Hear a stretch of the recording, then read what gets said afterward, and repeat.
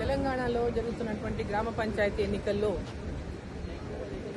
Bharatiya Janata party తరఫున పోటీ చేస్తున్నటువంటి అభ్యర్థులందరినీ గెలిపించాలని తెలంగాణలో ఉన్నటువంటి గ్రామీణ ప్రాంతాల ప్రజలను నేను కోరుతా ఉన్నాను.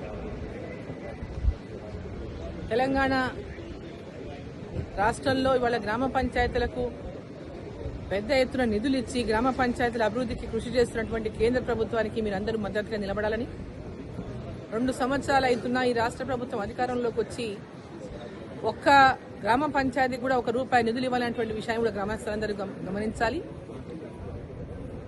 ఈరోజు తెలంగాణ రాష్ట్రంలో గ్రామీణాభివృద్ధి జరగాలన్నా, గ్రామాల లోపల పెద్ద ఎత్తున పేదలకు అభివృద్ధి కార్యక్రమాలు అందించాలన్నా, రైతులకు, మహిళలకు, యువతకి విద్య, వైద్యం అన్ని రంగాల్లోనూ ఇవాళ నరేంద్ర మోదీ గారి ప్రభుత్వం పెద్ద ఎత్తున అభివృద్ధికి తోడ్పడుతున్నటువంటి నేపథ్యంలో గ్రామ పంచాయతీ ఎన్నికల్లో భారతీయ జనతా పార్టీ మద్దతుదారులను గెలిపించాలని నేను మిమ్మల్ని అందరినీ, ప్రజలందరినీ, గ్రామీణ ప్రాంతాల ప్రజలందరినీ, తెలంగాణ ప్రజలందరినీ నేను కోరుతా ఉన్నా.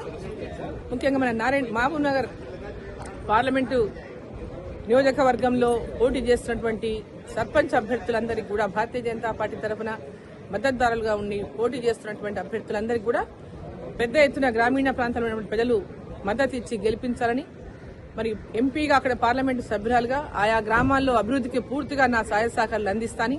ప్రతి గ్రామ పంచాయతీకి మీరు ఎక్కడైతే సర్పంచ్లను భారతీయ జనతా పార్టీ మద్దతుదారులను గెలిపిస్తారో ఆ గ్రామానికి 10 లక్షల రూపాయల నిధులను మరి నా పార్లమెంటు సభ్యురాలుగా ఆ గ్రామానికి అందజేస్తారని కూడా ఈ సందర్భంగా తెలియజేస్తూ, పెద్ద ఎత్తున మీరందరూ కూడా సహకరించి భారతీయ జనతా పార్టీ మద్దతుదారులను, సర్పంచ్లను గెలిపించాలని, వార్డు మెంబర్లను గెలిపించాలని మిమ్మల్ని అందరినీ నేను కోరుతా ఉన్నాను.